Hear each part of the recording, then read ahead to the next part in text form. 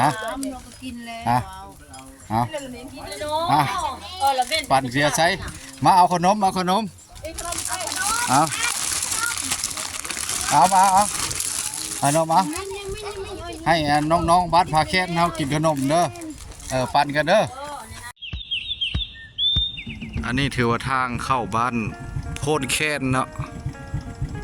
เมืองมหาไซพี่น้องนี่นะอยู่ขวามือนี่แหละบ้านนี้ก็เป็นบ้านหนึ่งที่ว่าเป็นบ้านซ่องเปรี้ยวชนบทเนาะไฟฟ้ากะหาถึงไม้มันมาดเนาะแต่ว่าเพิ่นก็เคยสานกระแตะสานเตี้ยวเนาะสานจักสานว่าซั่นเนาะสิพาพี่พี่น้องเข้าไปเลาะเบิ่งว่าเพิ่นสานกันอยู่บ่เดี๋ยวนี้เนาะสิเป็นในบ้านหุดแค้นเฮานี่ไปติดตามมันกันพี่น้องเข้าไปเบิ่งน้ำกันเนาะบ้านโพนแค้นบ้านพาแค้นสะดอกขอโทษขออภัยพี่น้องบ้านปลอดคดีนะพ่อหน่อยเนาะเอาเข้าไปเบิ่งนะว่าสิปลอดคดีแบบใดเนาะเข้าไปเบิ่งน้ำกันเนาะพี่น้องเอาแป้งกับบ่ได้ค่อยมาจากเทื่อเนาะเปลี่ยนบรรยากาศให้พี่ให้น้องเบิ่งหน่อยเพราะจริงทางนี้ก็เป็นทางง่ายอยู่เนาะเป็นทางดินแดงแต่ว่ามันก็บ่ค่อยมีขุมมีบุก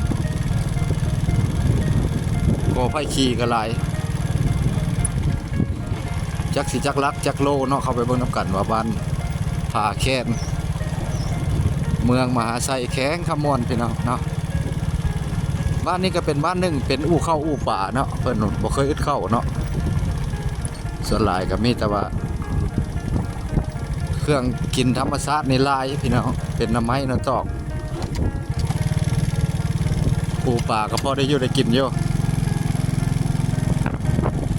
ว่ามันเลิกมันตื้นสำใดเข้าไปเบิ่งน้ำกันเนาะตัวนี้ก็สิแม่นรถออกมาแต่บ้านคนแค้นบ่ได้เนาะ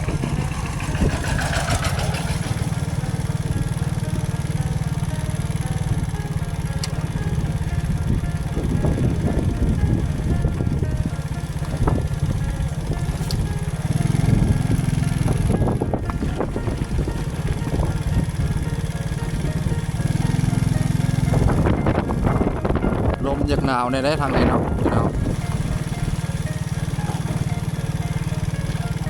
อากาศเย็นๆแล้ว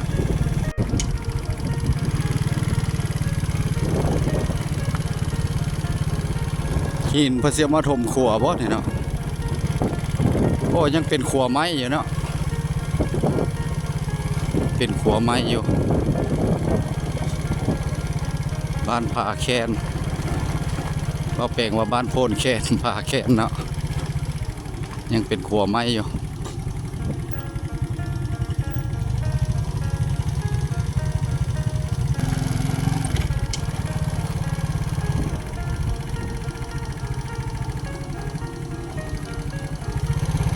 ขัวไม้หลายแท้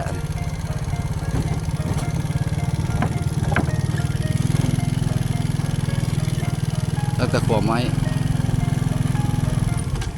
โอ้บ้านนี้จักกิโลเนาะเข้าไปเนี่ย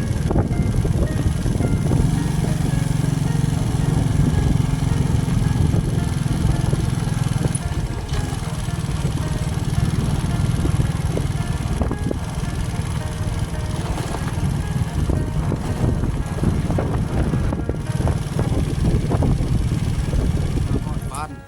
ผาแค้นพี่น้องก็ว่าแปลงก็บ่ได้เข้ามาจากเทื่อพอมาเฮ็ดประสานภาคใต้เพราะว่ามันก็ทุกคนนี่เนาะศาสตร์เพิ่นเป็นศาสตร์ไรเนาะเพิ่นว่าบ้านเนี่ยว่าศาสตร์ผู้คนศาสตร์ภาคใต้ศาสตร์ขายเอ็มเราเอ็มเพื่อนนะมีเข้าเพิ่นนั่งเอาหลานนี่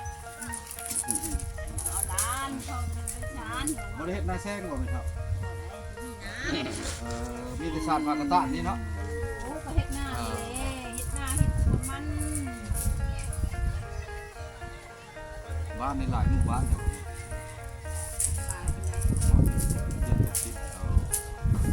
หลายน้องไม่เท่าน้องบ้านขุดแค้นเนาะอ๋อแบ่ตั้งหลายอีหลีบ้านเพิ่นเนี่ยโอ้แบ่หลายอีหลีพี่เนาะอ๋อไล่ขึ้นกวนเลยนี่เนาะอ๋อ ตัวแบกเต็มแห้งเนาะ มันนักบ่แม่มาหลายนะ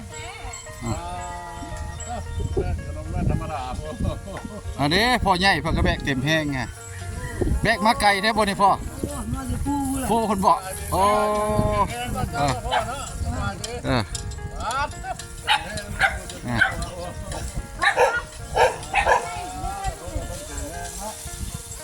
มากับผู้คนไหนนอนนะเออเอาให้แบะป่ะฮะให้ถ่ายก็ได้เหรอวะถ่ายก็ได้เหรอเอามาให้แบะป่ะเอาให้หลายเนาะใบยังใบนาดป่ะหน่อยเอาเข้ากองก็ดีแล้วเพิ่นเอามาใส่ให้พี่น้องให้หลายให้หลายประมาณ7-80หลังคาเฮือนนี่แหละเพิ่นว่าบ่หลายเนาะวันป่าแคนเฮาเนี่ยจักสิไปสุดอยู่ใส่จังได๋สิพาถ่ายแบบพุ่นล่ะเพิ่นลงมาตะพูล่ะพี่น้องบ้านนี้ก็หุ้มไปด้วยภูเขาป่าหินปูนพี่น้องอากาศก็เย็นอยู่เนาะผู้สาวขี่รถทิพย์บ้านนี้ขี่รถทิพย์ก็เป็นบ้านนี้เจ้า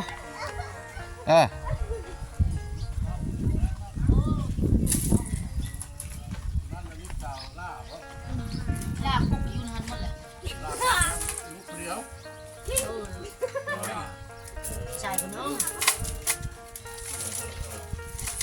สาวแม่ก็งามเนาะงามคุณแม่ จังหวะนี่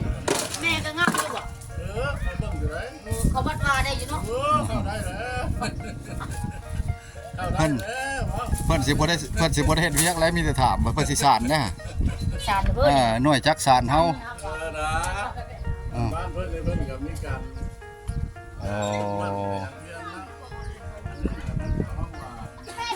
หน่วยจักสานเฮาทงเท่าไรขนมอันนี้กินบ่ขนมฮะ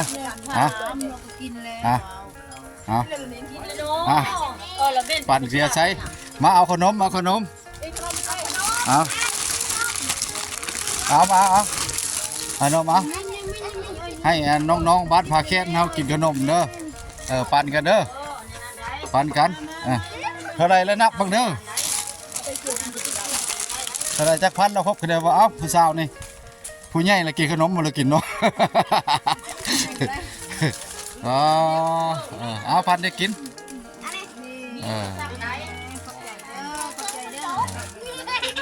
แต่ฮอดเราบ่10,000หั่นยังคือหมอนั้นได้กินแล้วว่าหมอน่ะกินเลยย่ามีแต่ให้นี่กินเลยย่าเอาปันจะกินเด้อ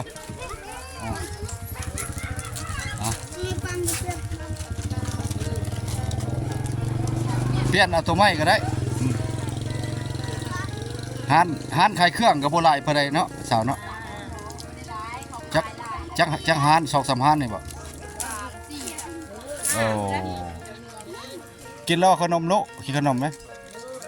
เข้าไปกินนี่เนาะเพราะว่าบ่แปลกยังน้อยกับมักขนมเลยพี่น้องขนมนี่คือว่าเป็นการดึงดูดเนาะเราก็ต้องได้ซื้อโอ้เพิ่นปลูกนั่นสวนผักพี่น้องนี่สวนผักเพิ่นปลูกวิโลนี้ก็ถือว่ามาเบิ่งจักสานคือบ้านผาแค้นเฮาวิโลนี้ก็สิได้ขอปิดลงซ้ำนี้เพียงซ้ำนี้พี่น้องคลิปหน้าคลิปในจังว่าไปพบพ่อกันใหม่อันนี้ก็คือบ้านผาแค้นเมืองมหาไซแข่งขมวนคือเก่าพี่น้องส่วนหลายเพิ่นก็เฮ็ดจักสานหรือว่าเลี้ยงสัตว์เนาะบ้านหุ้มไปด้วยภูเขาหินปูนแต่ก่อนมีไฟฟ้าไซเดี๋ยวนี้มีไฟฟ้าไซแล้วพี่น้องเนาะโอ้คือว่าอินเทอร์เน็ตก็ใช้ได้สัญญาณมีทั่วถึงกันเนาะส่วนมากก็ไฟยักษ์ซานกระซานไฟโบยักษ์ซานแล้วเนาะอันนี้เป็นอาชีพเสริมเพิ่นว่าคลิปนี้คำว่าสบายดีมาสุขสุขคนเนาะ